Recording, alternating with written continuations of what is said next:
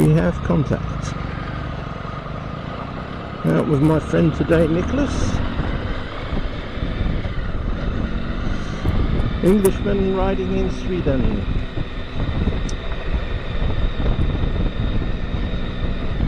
Well,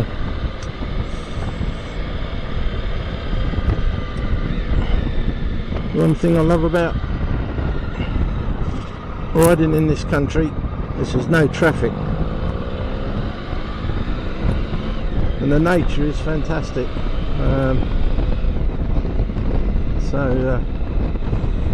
What better reasons, you know?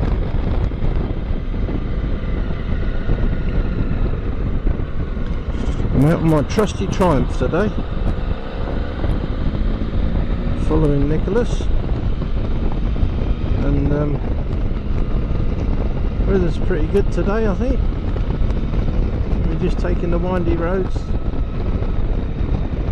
going towards Eskiltuna.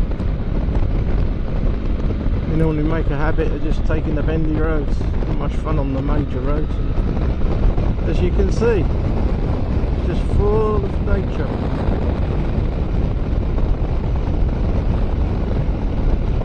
Nicholas today is sporting his new R1250R, and he just put on a new Remus can, which sounds absolutely glorious. So, and it looks so nice. The only downside is the cost, as you would imagine. They don't come cheap, Remus, but you're paying for top quality products, so all I can say is you pay for what you get in this world. You ain't going to get something top quality if you're paying bargain basement prices. Might sound loud, but that's all it will do. Because Remus is specifically designed to give you perhaps 2 or 3 horsepower extra, letting the engine breathe a bit more, and there's a bit more scientific planning with the actual pipe for the motor. It's not just bore a hole and keep the baffles out. I'm sure there's other manufacturers as well that do exactly the same, but I think for BMW, I'm very impressed with the sound of it.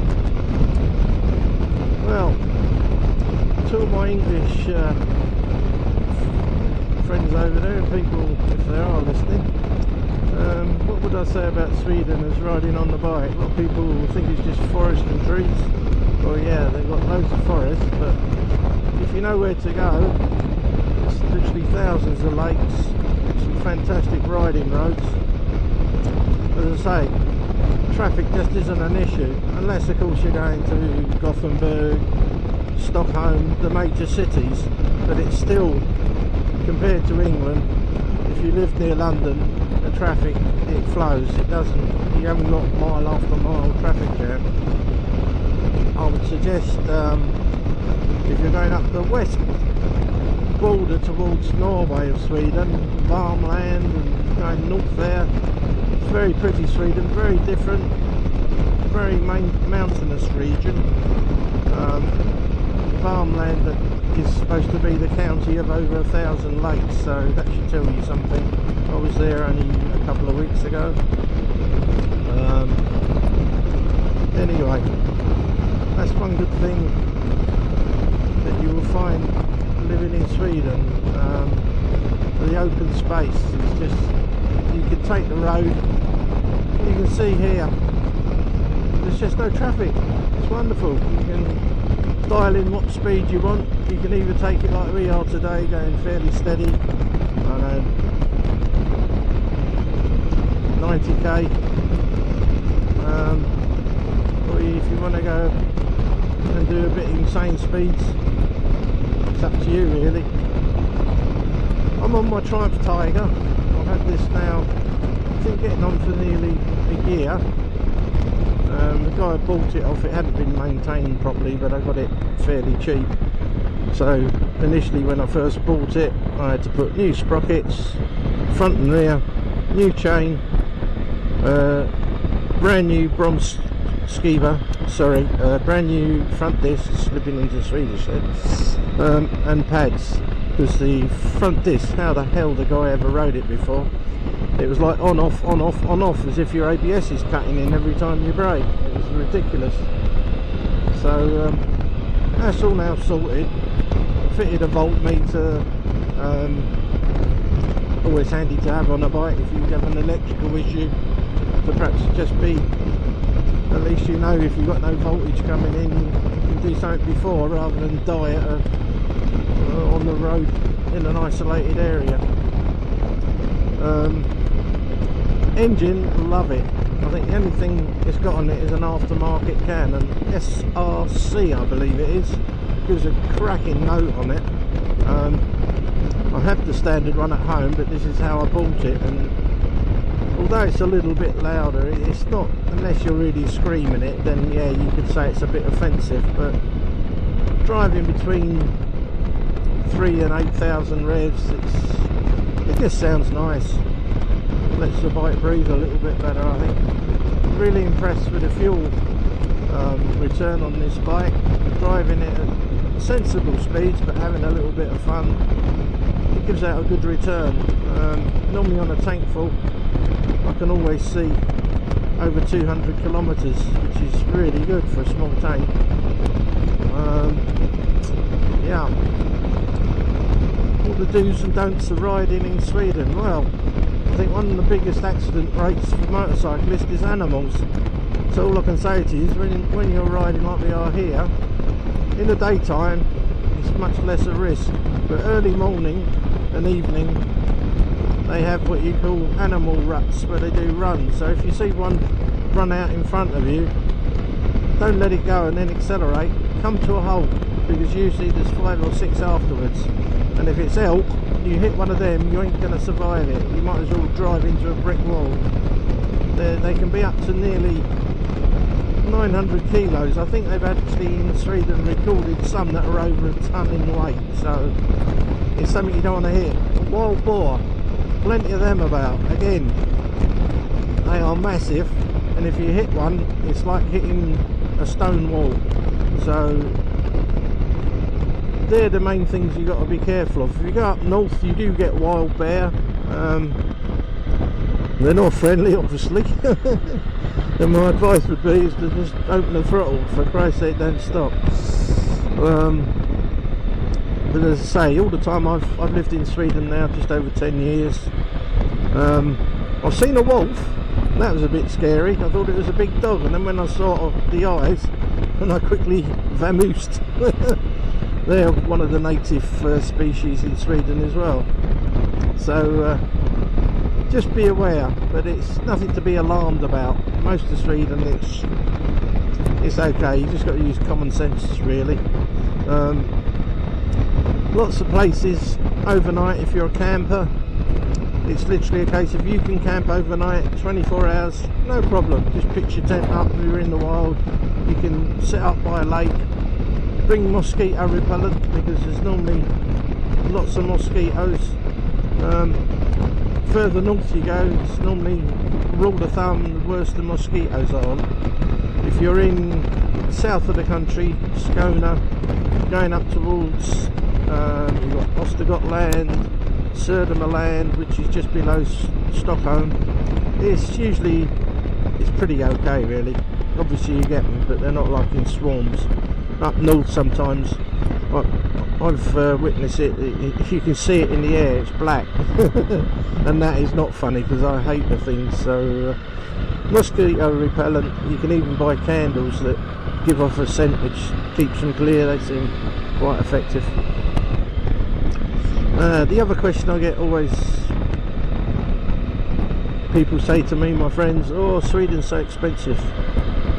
Myth.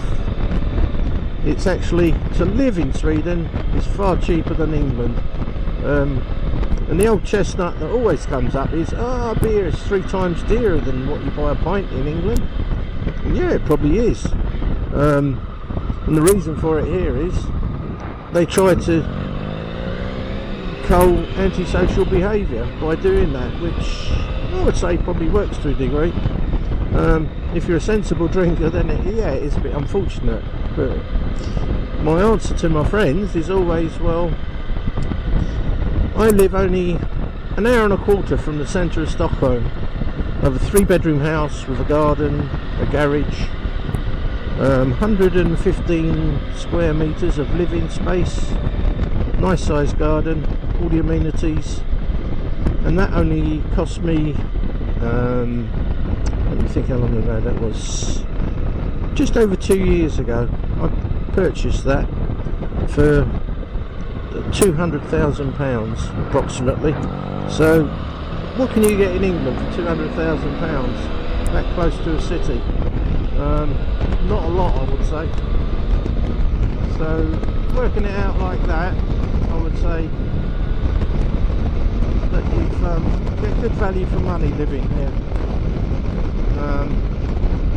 If you're going to stop at a roadside cafe, you can get a Dagens lunch, which means meal of the day, approximately for 100 krona, which if you convert that, I think is about £8.50 approximately.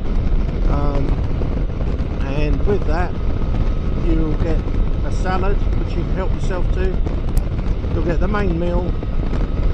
You might have an after dessert, and coffee is endless. You can help yourself to coffee and biscuits, all for £8.50. Well, I think you would be hard pushed to get the same in England, or certainly similar. So yes, if you go to a bar in Stockholm, yeah, you're going to pay a ridiculous price. But in answer to that, I would say if you go to a bar in the centre of London, you're going to pay a ridiculous price. So again, it's, you have to work it out. But basically, you can have a holiday in Sweden, and if you know where to go, it's not going to be an arm and a leg, you know. So I would say, you know, you're okay. This is a nice road, by the way. This is going towards Eskilstuna. I hope the sound is okay. I'm very new to this. I'll probably have to work out how to edit it, and if it's rubbish, well then I'll basically talk to myself. But oh yeah, you've got to start somewhere. I'm old and I've just got to work it out.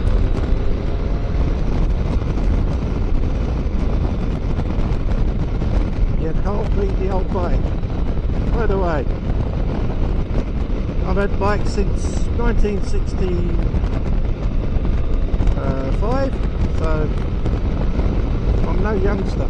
In actual fact, I'll be 70 this year. But it just proves to you, if you have an interest or a hobby, I believe it's good for the mind, good for the soul. Still go to the gym, got 3 motorcycles, and I'll keep riding until I can't, or until someone tells me that I'm a danger, i.e. my reactions, my sight, or whatever. Hopefully I can make that decision myself. But sometimes, I suppose when you get older, you don't really want to admit to it, because when that day comes, I'll be sad. But at the same time, I've had a long run on motorcycles. Basically, I took about 3 or 4 years out when I had a family, because obviously I had an expense and I had to be there for the child and working extra hours. But other than that, I've always had motorcycles, all sorts, 60s, Bonnevilles, Laverda, Triple, 70s, Motor Guzzi Le Mans when they first come out, the Mark 1 of those, Ducati. Ariel Square 4 1938 model was my first motorcycle that I bought for £15 per ride. What would that be worth now? With vintage sidecar attached. So I've had many bikes, Honda Blackbird, and I just love the thrill of riding. You don't have to go crazy, which we can prove today. We're just having a nice toddle round. And as you can see, where's the traffic? It's non-existent. The odd car here and there. And that was a fairly major road, that one that I've just come off of, to Eskilstuna.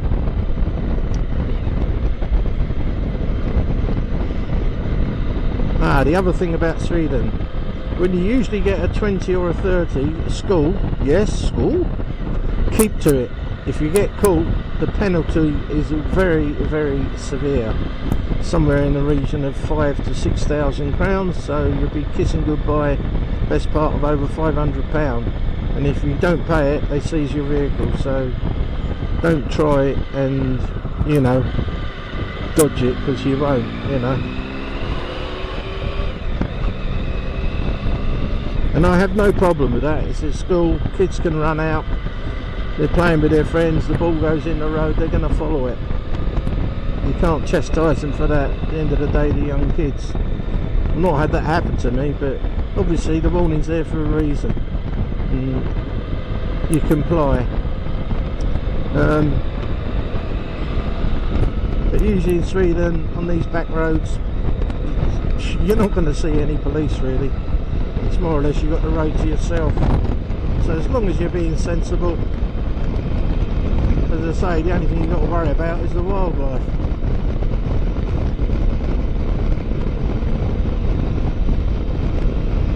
I follow a lot of bloggers, TMF, Teapot One, Lamb Chops, Richie Vida, and I think YouTube is one of the greatest things that's happened for TV, because you can be selective in what you watch. I'm not a TV person really, but because it's covering such a wide spectrum of motorcycling, which goes from touring, Teapot One is doing the podcast, which I think is fantastic. He's getting all different people that have toured the continent, or product people, same as TMF. And I think for some of these one-man bands that do it, the production is so professional. I take my hat off to them. They must have to take up a lot of time initially trying to perfect it, plus buying equipment. And when I compare it to some of the crap that's put on mainstream TV, this is the quality and the content, I think, is far better. So big hooray for them. Another one I love watching is On Her Bike, which is Kinga, who really has travelled the continent, and usually always camping, which I really is a gutsy woman to do that. And one of my favourites, for a different reason, is Norley, the Dutch girl, On Her Bike, Itchy Boots. Such an inspirational blogger, always smiling, definitely eye candy to look at, but more to the point, I think she's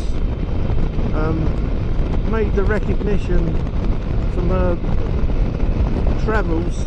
She really inspires people, and I think some people actually have gone out and probably bought a bike. I'm not saying they're going to tour the continent, but just the fact that they've done it, because they think, yeah, why not, let's do it.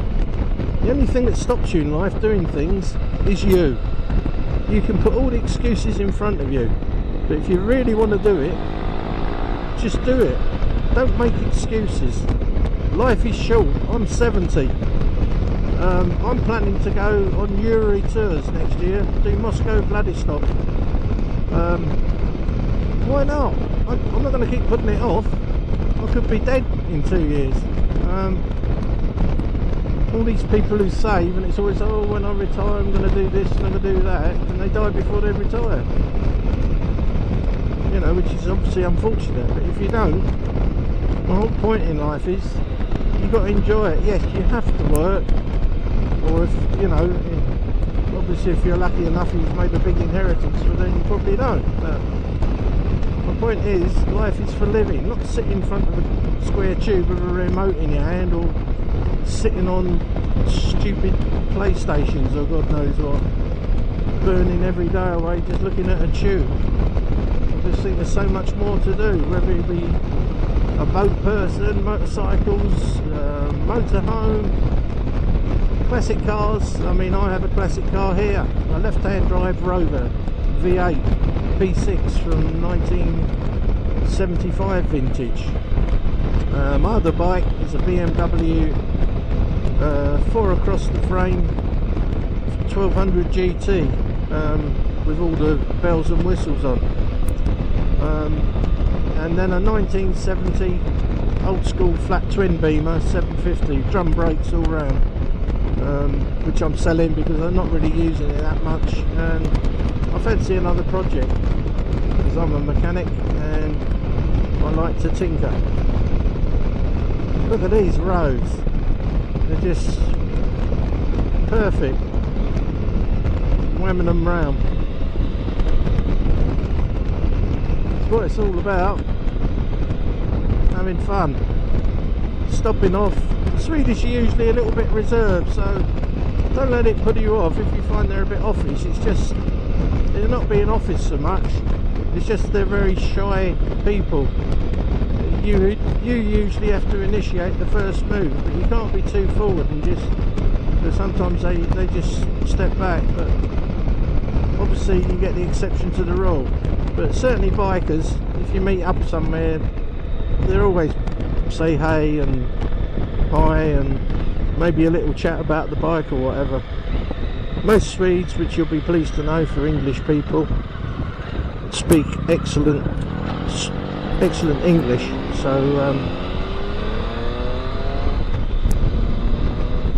you haven't got any difficulty with communicating. It's only if you go out into the real countryside and you get an older git like me that you're going to struggle for English. But all I'd say to you is just learn a few phrases. You know, hey is hello, hey door is goodbye, tack is thank you. Simple little things like that. You know, it means a lot to them if you say it, but they're going to pick up on your accent, so you don't have to be fazed by it. The currency in Sweden is still krona. They didn't go for the euro, fortunately. And the exchange rate, I think, is probably at the moment somewhere around about 10.5, 11 crowns to the pound. But if you work on 10, oh look at this, two classics, and I believe they're MGAs. Yeah, British, no, MG Midget.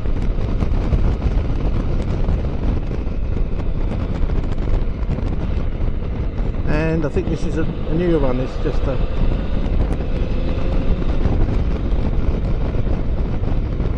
That was some Japo motor. I saw.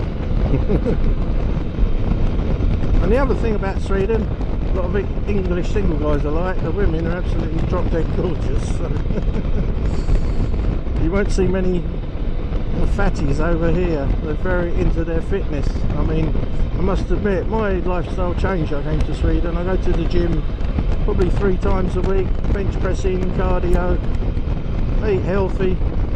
I have a dog, so I have to take him at least once a day for an hour to 2 hours a day, walking with him, so it's good exercise.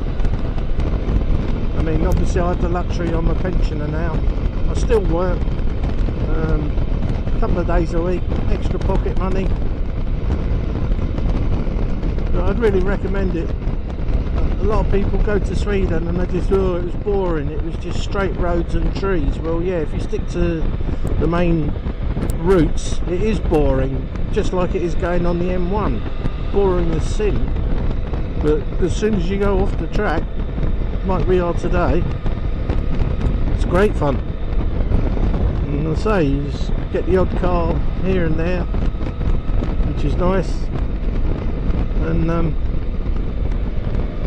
sit back and enjoy the ride.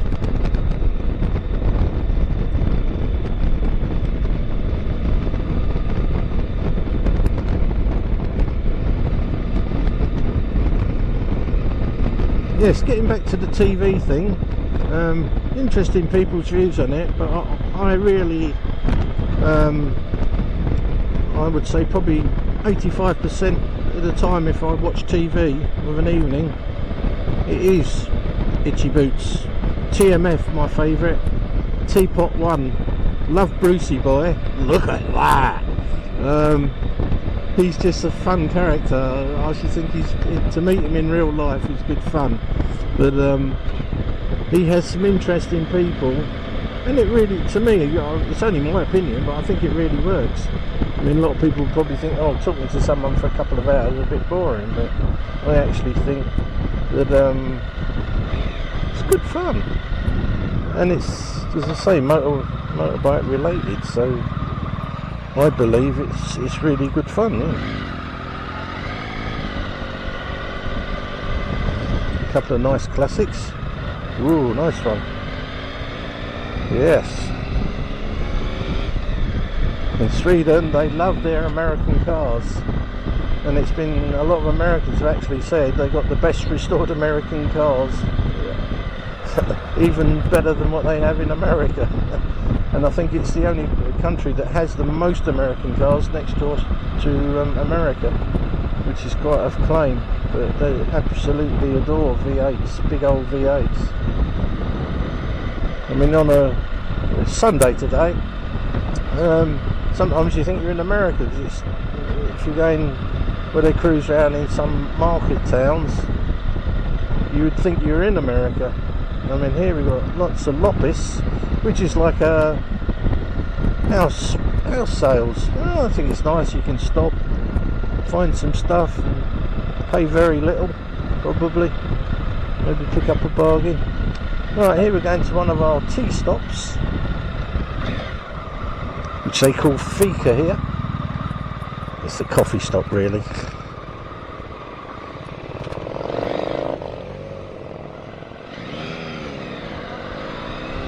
So it's here for coffee and a bite.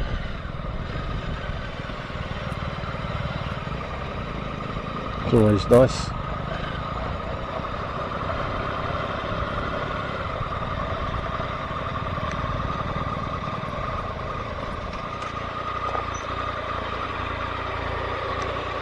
And here we are.